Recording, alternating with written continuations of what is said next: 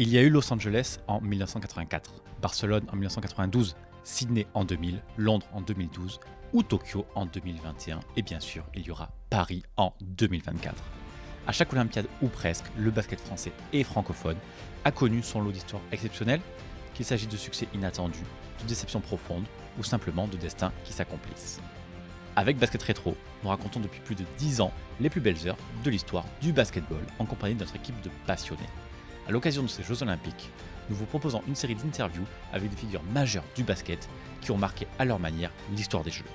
Je suis Winston, je serai accompagné de Franck Cambu et nous vous souhaitons la bienvenue à Parole Olympique. Pour ce premier épisode, nous avons l'immense honneur d'accueillir Isabelle Fijalkowski, internationale française entre 1990 et 2002.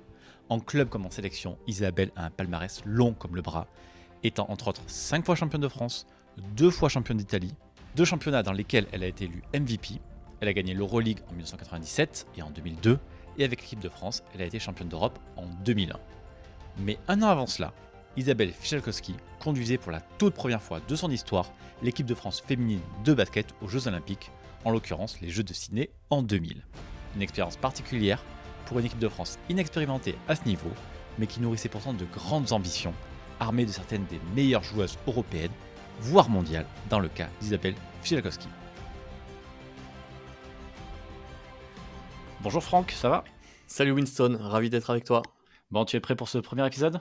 Eh ben écoute, c'est parti, hein. En plus on a un invité de marque aujourd'hui. Bah ouais. Juste avant, on parle un petit peu de toi, Franck. Tu es, comme moi, chroniqueur basket rétro, depuis bien plus longtemps, bien sûr. Comment tu te sens dans le fait de te lancer sur un podcast olympique pour la première fois ?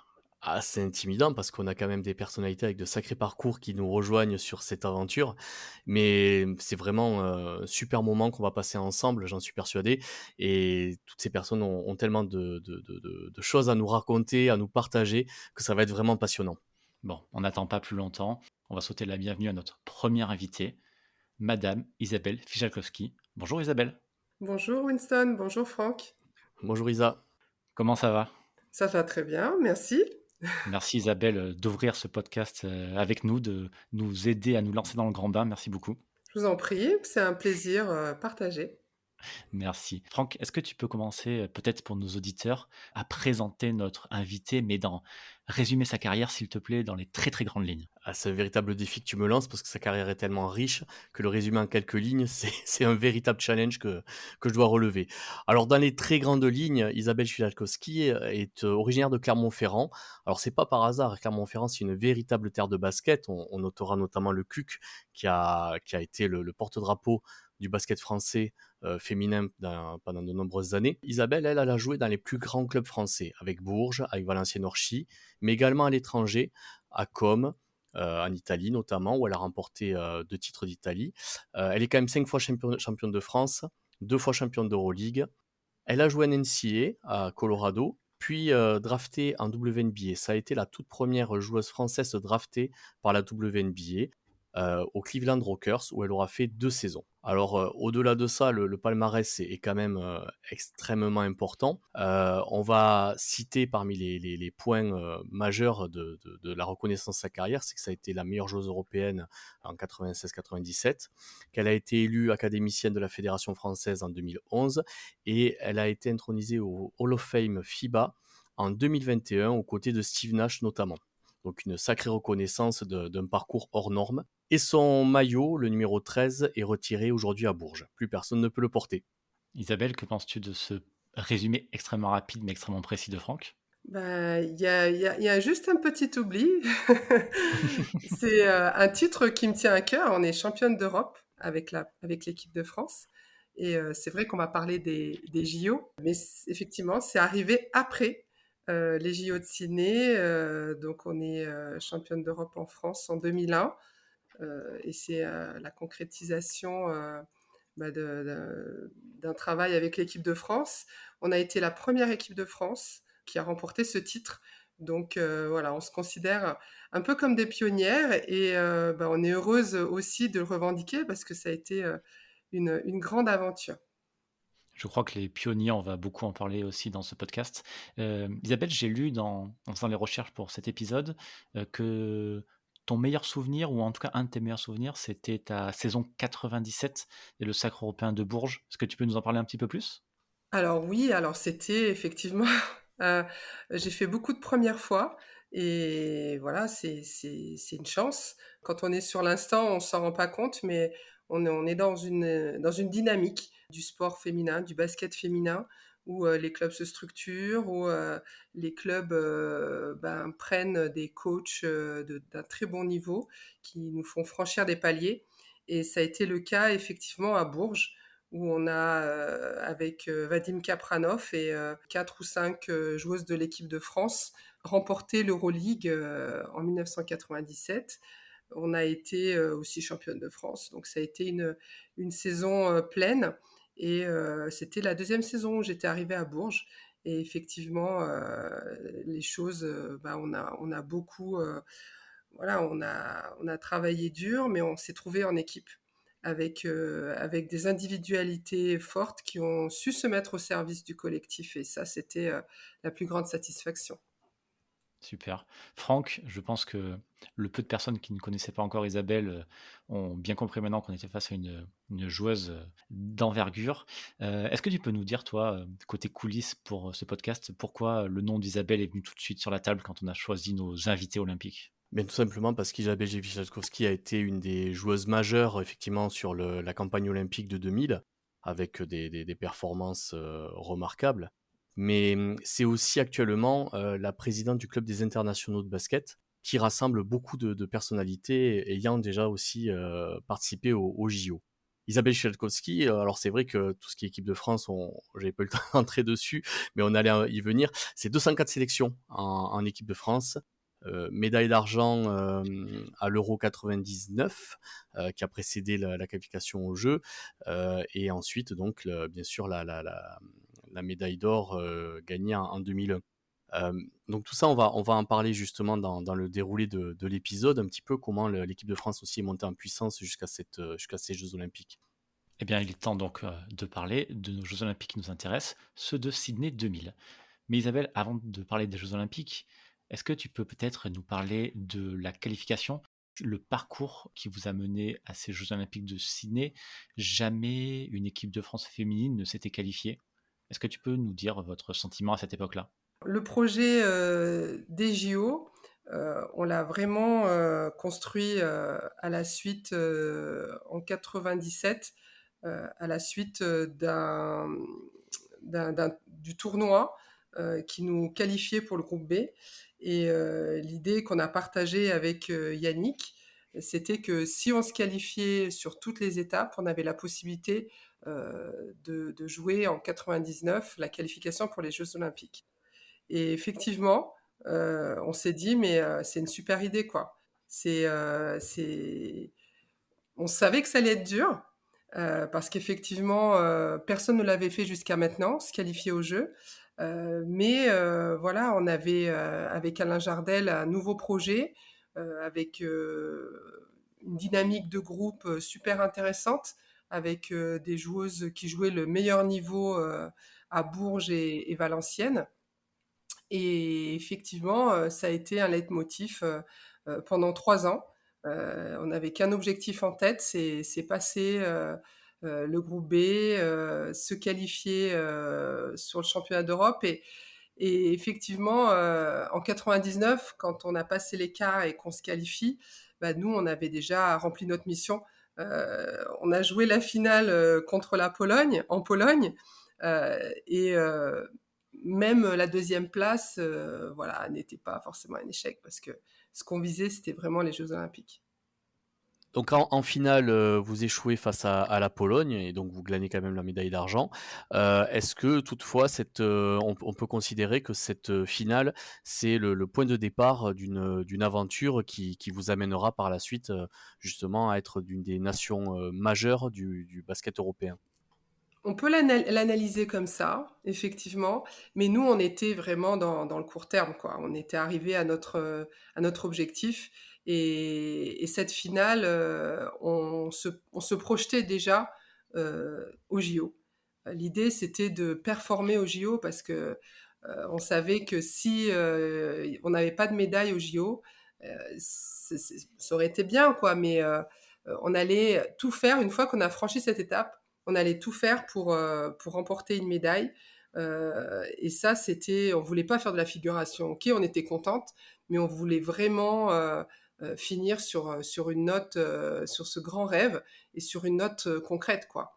Et également aussi pour mettre en avant le basket féminin, lui donner une vraie place.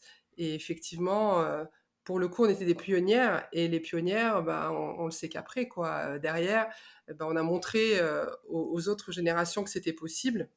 Et effectivement, je pense qu'on a inspiré aussi des joueuses, des staffs pour continuer à être dans l'excellence. Alors du coup, vous êtes qualifié pour les Jeux, vous y allez pour la première fois. Comment ça se prépare une qualification pour les Jeux Olympiques? Comment ça se prépare des Jeux Olympiques? Je vais vous dire que ça se prépare comme un autre championnat, mais avec 2 fois plus d'envie. Parce qu'effectivement, c'est un événement qui est exceptionnel et on voulait absolument figurer de la meilleure des manières.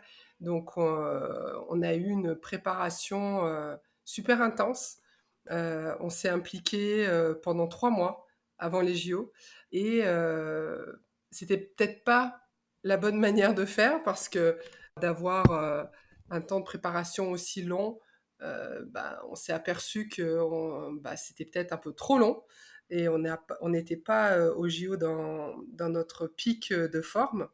Mais voilà, on était en préparation totale, quoi, commando, avec des moyens à l'époque qui n'étaient pas exceptionnels.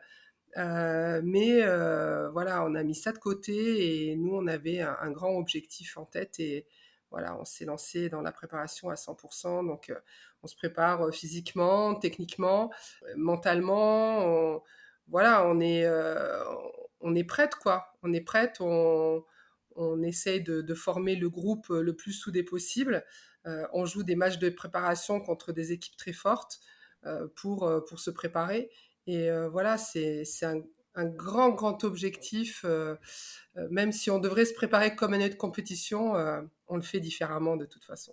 Alors du coup, cette préparation vous a amené aux quatre coins du globe avec notamment d'énormes trajets en passant de Prague jusqu'au Brésil pour revenir ensuite en France notamment. Donc forcément, ça a dû peser sur les organismes. Toutefois, il y a eu 20 matchs remportés d'affilée sur cette préparation, dont des matchs références face au Brésil par exemple, gagnés 2 fois, dont une fois directement sur leur terre avec un écart de plus de 30 points. Oui, oui, on était prêtes, hein. On était prêtes. En fait, oui, les matchs, c'était pas l'objectif, c'était des matchs de préparation. Vraiment, on les prenait comme tels. Moi, j'ai même oublié tout ça, quoi. C'était pas important de gagner tous les matchs. On l'a fait, on y arrivait parce que on était prêtes pour ces matchs. Mais effectivement, c'est une super préparation, mais d'une très bonne préparation. Voilà, tout l'enjeu est de calibrer cette préparation. Et on était peut-être un peu prête trop tôt. Est-ce que l'objectif c'était aussi de découvrir d'autres styles de jeu, d'autres équipes? Bien sûr, c'est fondamental, parce que des championnats du monde, on n'en joue pas forcément très souvent, on n'a pas joué très souvent, et c'est l'occasion de se familiariser avec le jeu mondial. Et effectivement, il y a de vraies particularités suivant les pays. Il y a une chose, donc on est parti plutôt à l'ouest, et du côté de l'Est du monde, dans notre préparation, il nous a manqué aussi ça, quoi. Dans cette diversité, on n'a pas joué contre les pays asiatiques, et on va le voir après, ça a été aussi un point crucial. On arrive donc aux Jeux Olympiques. Évidemment, qui dit Jeux Olympiques dit cérémonie d'ouverture. Tu y étais. Bien Quel sûr. souvenir t'en gardes? C'est un souvenir émerveillé. C'est comme si on se trouvait de l'autre côté de l'écran, avec toutes les cérémonies qu'on regarde avec des grands yeux, et on se retrouve à faire partie du défilé, à voir le spectacle en vrai. Donc on y tenait beaucoup. Même si le lendemain on jouait notre premier match, nous on a souhaité en équipe y participer, en sachant qu'on jouait contre une équipe africaine, donc on prenait pas non plus des risques inconsidérés. Mais on voulait vivre ça parce que c'est un instant de communion, c'est ce qui caractérise les Jeux Olympiques. Peut-être quand on fait une cérémonie d'ouverture, d'en faire deux, peut-être que c'est voilà moins important, mais ça donne le ton de la compétition. Ça permet voilà de prendre conscience de l'événement mondial, de voir, de croiser des sportifs voilà qui nous font rêver, qui nous inspirent et de le vivre en équipe. Ça a été vraiment un boost d'énergie. On était toutes avec nos caméscopes à l'époque. Les téléphones ne filmaient pas, ne faisaient pas de vidéos. Donc on avait toutes nos caméscopes voilà, on a encore toutes les petites cassettes de la cérémonie d'ouverture. Et c'est des souvenirs vraiment formidables. Est-ce que toi, il y avait des athlètes, hors basket que tu rêvais de rencontrer et que tu as pu croiser justement, au cours de ces jeux olympiques à Sydney? J'avais pas forcément d'athlète dont j'étais super fan, mais j'ai adoré rencontrer David Douillet, bon, voilà, dans la délégation française. Et donc, voilà, on imagine voilà, sa carrure, etc. Et à côté de lui, on fait pas si petit que ça parce que, en fait, voilà, quand on est basketteur, même les poids lourds, bah, on est d'égal à égal. Donc, ça nous a fait plaisir de voir ces grands judokas partager voilà, passer un petit peu de temps avec eux avec une super ambiance de la délégation française. Donc il y a des personnes qu'on revoit après, qu'on connaissait pas sur le moment, mais voilà, quand ils nous disent bah j'ai fait les JO et bah dit bah oui on était dans la même délégation sur la cérémonie d'ouverture et voilà, ça crée des liens. C'est sympathique. Bon, bah, du coup, tu l'as dit, le tournoi commence pour vous dès le lendemain. Franck, est-ce que tu peux nous dire peut-être un petit mot sur ce tournoi? Alors, concernant la phase de poule, l'équipe de France fait, un quasi sans faute avec juste une défaite contre l'Australie sur ses terres sur le dernier match de poule. Avant cela, donc, il y a une victoire contre le Sénégal au lendemain de la cérémonie d'ouverture, 75-39, un match maîtrisé. Puis, une victoire face à la Slovaquie 58-51, la Slovaquie où on croise, Anna Kotokova, bien connue également ici en France puisqu'elle a joué, à Mirande, à Bourges notamment et donc tu l'as côtoyée aussi, par la suite, au niveau du pôle, d'Auvergne, le pôle espoir Auvergne, c'est bien ça, Isa? Bah, Anna Kotokova, oui, elle est responsable du pôle espoir de la Ligue du Centre, mais on se rencontrait justement dans les différentes confrontations, entraînements. On est cadres techniques toutes les deux, donc voilà, on a continué à se côtoyer. Ensuite, il y a une victoire face au Canada, puis un match, quand même référence face au Brésil que vous gagnez, 73-70 après prolongation, alors que le Brésil est renforcé par 3 joueuses qui jouaient également en WNBA, qui avaient rejoint l'équipe après la préparation. C'est bien ça? Oui, tout à fait. Janet Arcane. Et après, il faut me donner les autres noms, je les ai oubliés. Je les ai pas sous le coude. Donc effectivement, il y a une grosse armada qui arrive de WNBA parce qu'effectivement, il y a, la WNBA se joue, même sur les prépas olympiques. Moi, j'avais décidé, même l'année précédente, d'arrêter de jouer en WNBA pour me consacrer à l'équipe de France et aux grands objectifs. Mais effectivement, je pense qu'elles ont eu une préparation d'une ou deux semaines avec le groupe et voilà, c'était des méga stars brésiliennes. Effectivement. Et puis ensuite, donc, on l'a dit, le dernier match de poule face à l'Australie sur ses terres. Et l'Australie avec un véritable phénomène qui était également Lauren Jackson. Mais dans le duel entre Lauren Jackson et toi, c'est toi qui t'illustre, malgré la défaite. Est-ce que tu te souviens un petit peu de ce match? Alors je me souviens de ce match qui était, très rude, très physique. On avait joué l'Australie en préparation quand on était arrivé. Je crois qu'on est arrivé une dizaine de jours a avant le début des Jeux olympiques et donc elles avaient été, voilà, un petit peu, elles se sentaient un petit peu au-dessus de nous et elles avaient été, voilà, mais bon, sur un niveau international, voilà, assez rude, assez physique et donc quand on nous cherche, ou quand on me cherche sur ce domaine, bah, je peux répondre et effectivement cette jeune joueuse, je crois qu'elle avait 19 ans à l'époque, elle était très jeune et ben, on voyait déjà que ça allait être une très grande joueuse. Et ben, voilà, elle avait aucun complexe, même au contraire. Donc, on a essayé de l'arrêter, mais bon, il n'y avait pas qu'elle, effectivement. Il y avait une vraie équipe. Et ben voilà, on n'a pas réussi à les accrocher sur ce match. Mais effectivement, en Australie, c'était encore plus compliqué. Sur ce tournoi, Lauren Jackson, c'est 15,9 points. C'est la troisième meilleure marqueuse. 8,4 rebonds, quatrième meilleure rebondeuse. Et aussi 1,5 interceptions parmi les trois premières. Donc voilà, c'est une sacrée cliente. Et qui les a bien aidés, mais que tu as dominé. Donc voilà, c'est toujours bien de le souligner. Merci Franck. L'équipe de France finit deuxième de sa poule. Et donc rencontre en quart de finale contre les troisièmes du groupe B, la Corée du Sud. Avant ce match, Isabelle, quel était l'état d'esprit général? De toute façon, on était déterminés, hein, peu importe qui on allait jouer, bah, on était prêtes, hein, on était prêtes, on savait que c'était un quart de finale. Donc voilà, fini les matchs de poule. Le quart de finale est vraiment couperé. Donc ça, on en avait conscience. On l'a préparé du mieux possible. Mais il est vrai qu'on sentait, voilà, un petit peu de difficulté parce que les coachs nous ont prévenus que bah, leur style de jeu, c'était un style dont on n'avait pas l'habitude. On a très peu rencontré d'équipes asiatiques auparavant.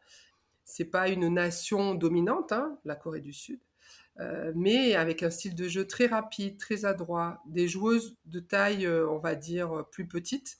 Moi, je sais que je matchais contre des joueuses qui faisaient 1,85 m, 1,83 m, 1,87 m, donc c'était pas des très grandes joueuses. Mais voilà, cette rapidité, le fait qu'elles soient toujours en mouvement, on avait vu des vidéos, on a préparé le match sur le jour off. Donc on était alertés. On était alertés sur la difficulté de s'adapter à un style de jeu qu'on ne connaissait pas. Les Coréennes, pour autant, qui étaient habituées aux compétitions olympiques depuis plusieurs années, donc qui n'étaient pas à leur premier coup d'essai sur ces compétitions, qui avaient gagné une médaille de bronze en 84, je crois. Et toutefois aussi, les Coréennes, sur les matchs de poule, avaient accroché les États-Unis et n'avaient rendu les armes que sur la deuxième partie de la deuxième mi-temps seulement. Elles avaient vraiment été de redoutables adversaires des Américaines. Et j'ai lu, tu me confirmes si c'est vrai ou non, que elles ont refusé de vous jouer lors de la prépa justement. D'accord, ben ça je ne savais pas. D'accord, j'ai trouvé ça dans un maxi basket. D'accord, ben, elles ont bien fait, hein. Elles ont masqué leur jeu jusqu'au bout. Voilà, voilà, c'est une bonne stratégie, hein, ma foi.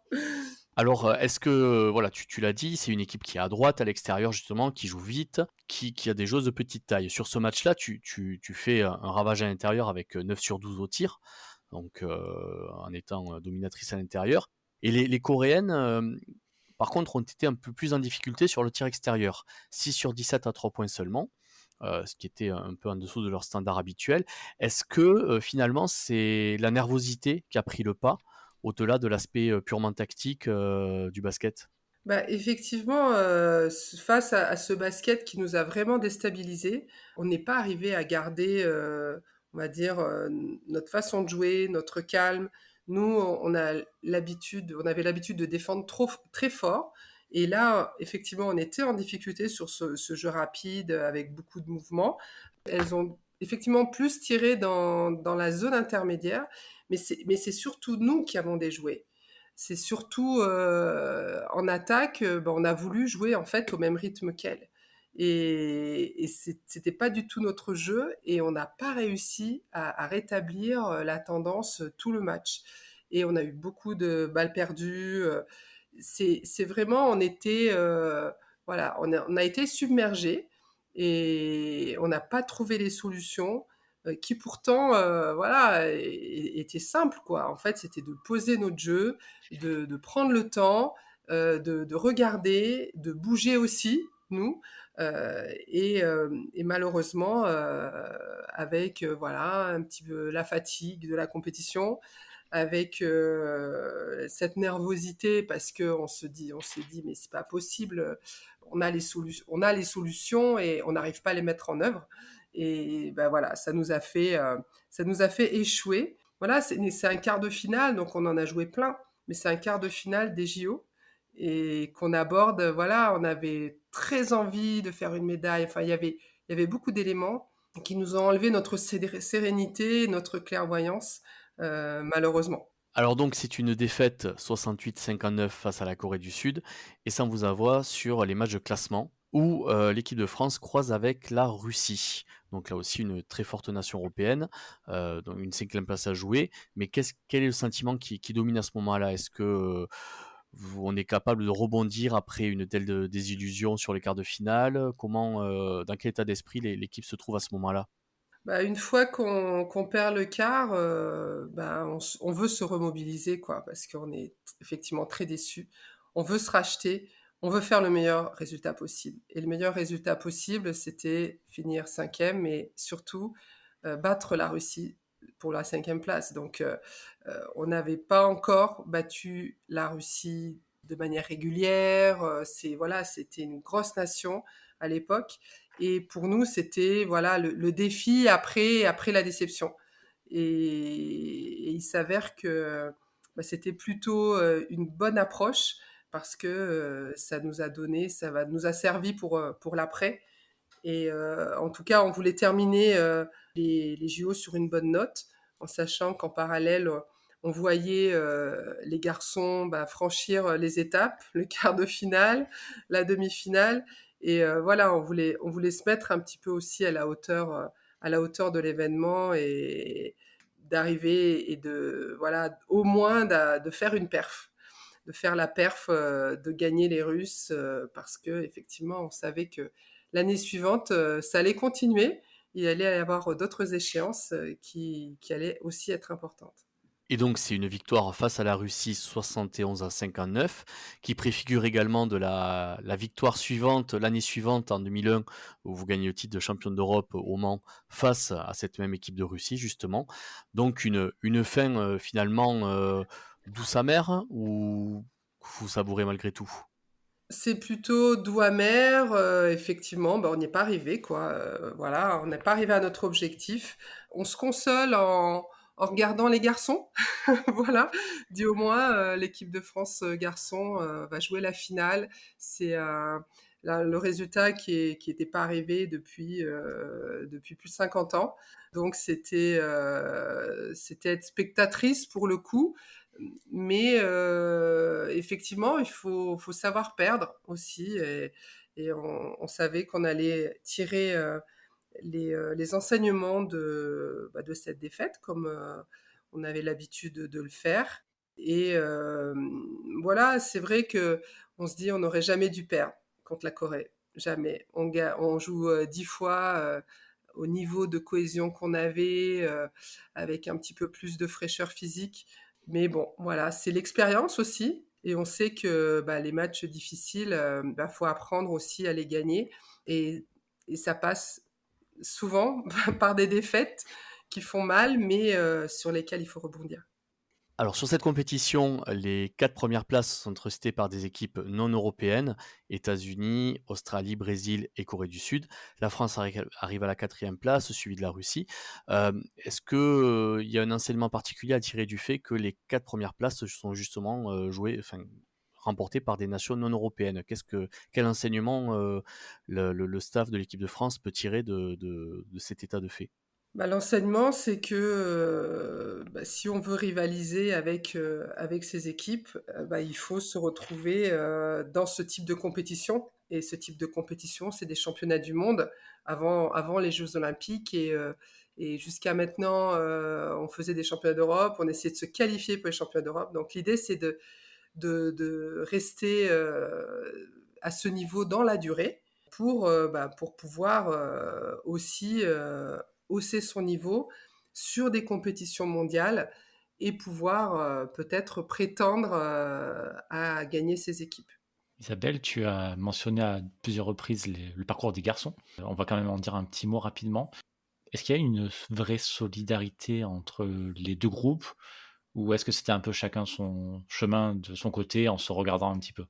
Non, on a vraiment tissé des liens, sur la préparation, puisque c'était aussi la première fois qu'il y avait, 2 équipes, françaises aux JO et effectivement, même si, on jouait pas les mêmes jours, on jouait en décalé, on n'était pas vraiment, on s'est pas trop vus pendant les JO, mais en amont et on avait la volonté vraiment de représenter le basket français et on connaissait effectivement, des joueurs, bah, qui faisaient partie de cette équipe.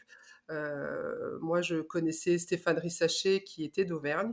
On était en sélection d'Auvergne, quand on était en U14, U15 et voilà, chacune avait des affinités avec, certains joueurs et l'idée, voilà, c'était de montrer, le meilleur, visage du basket français et effectivement, on l'a vu, on les a supportés, on s'est soutenus, sur ces JO et pour preuve, la pancarte, enfin pas la pancarte, mais le sigle qu'ils ont mis, de remercier, Yann Bonato et les filles, c'était nous, les joueuses, de l'équipe de France.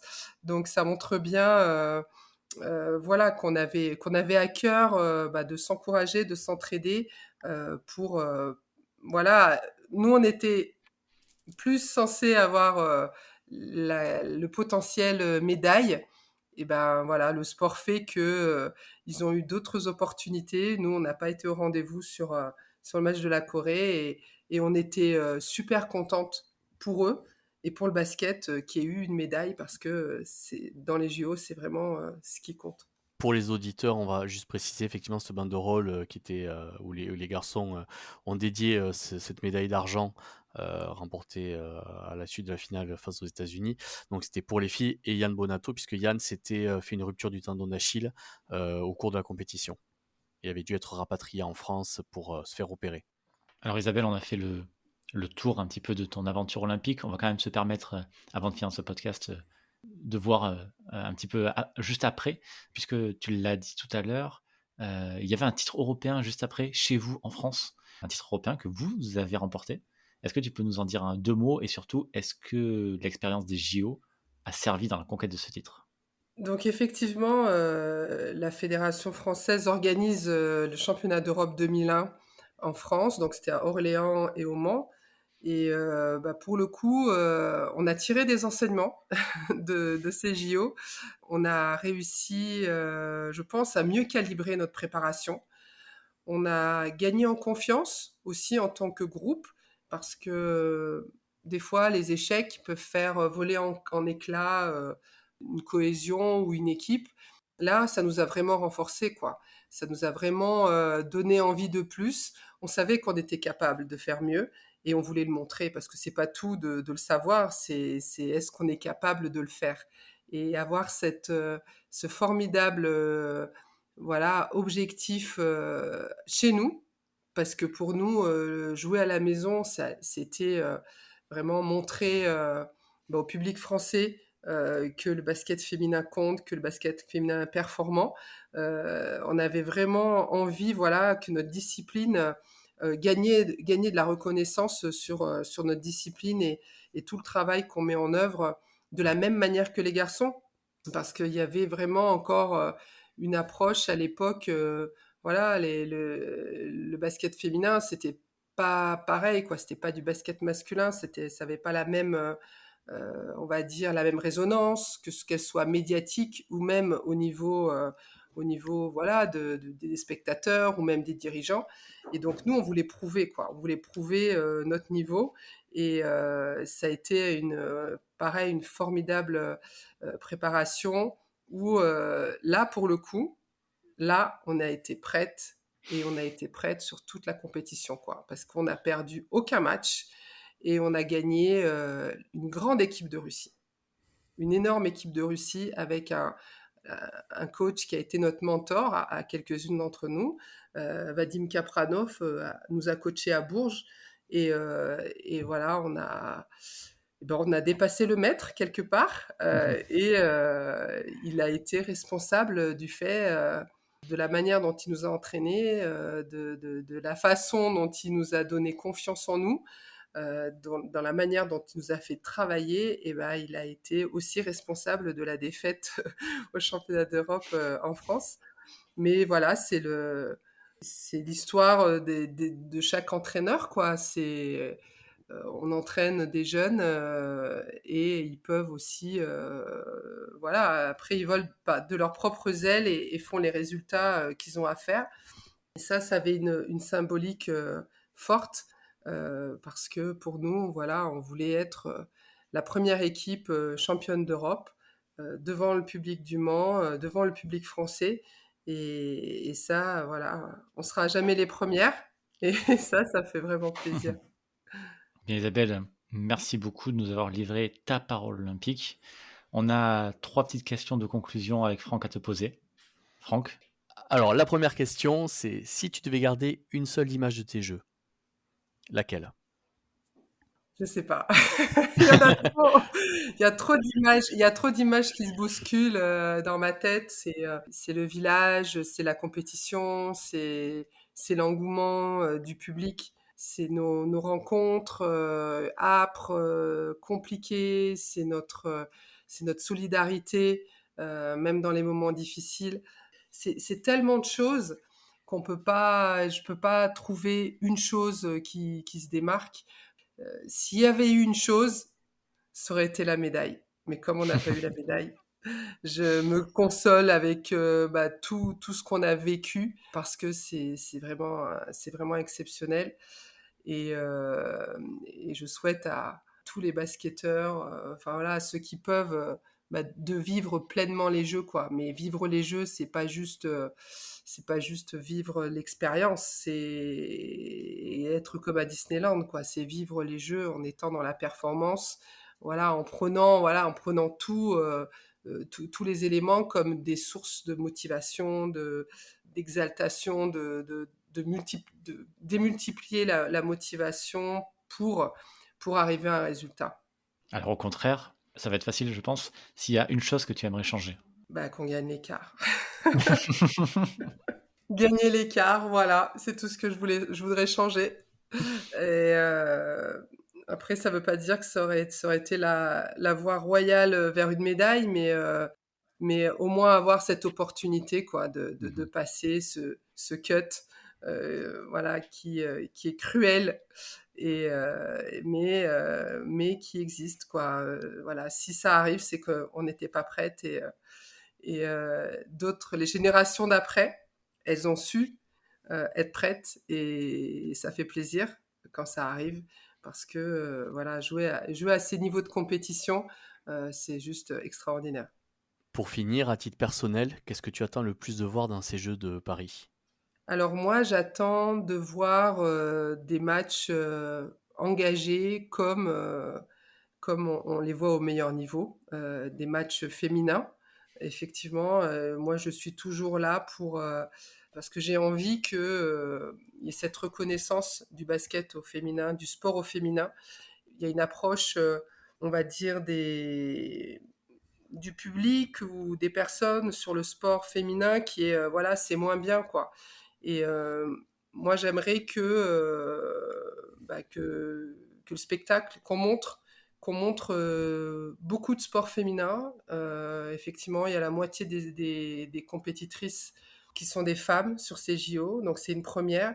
mais aussi il faut leur laisser la place et montrer le spectacle qu'elles offrent, qui est un spectacle qui est différent, mais qui est un spectacle que moi j'adore parce que c'est technique, c'est engagé et il y a encore une vraie notion d'équipe pour un sport collectif qui est passionnant, qui peut être passionnant, et de pas s'arrêter aux préjugés, de dire voilà, c'est le basket féminin, c'est le parent pauvre du basket. C'est de dire non, c'est un sport qui est différent, mais qui est passionnant et qui donne envie, voilà, de s'enthousiasmer, d'être supporter, d'encourager. Donc voilà, on sera à fond derrière les équipes de France, mais au-delà de voir toutes les autres nations performer et de montrer ça à la jeunesse, quoi, leur donner envie d'être comme eux, d'être à fond dans un sport et de s'épanouir dans quelque chose qui est plus grand, quoi. Et les JO, c'est un grand événement. Eh bien, Isabelle, merci beaucoup, merci infiniment au nom de toute l'équipe de Basket Rétro d'avoir participé à ce podcast. Merci de nous avoir donné ta parole olympique. Merci Isabelle. Avec plaisir et à bientôt. Merci beaucoup, à bientôt. À bientôt. Si vous avez écouté ce podcast jusqu'au bout, d'abord, merci à vous. Et nous vous proposons maintenant de poursuivre l'expérience avec le livre écrit par l'équipe de Basket Rétro, l'histoire du basketball au JO, disponible dans toutes les bonnes librairies. En attendant le prochain épisode, n'hésitez pas à parler de ce podcast autour de vous, de le partager et surtout profitez bien de vos Jeux Olympiques. À bientôt!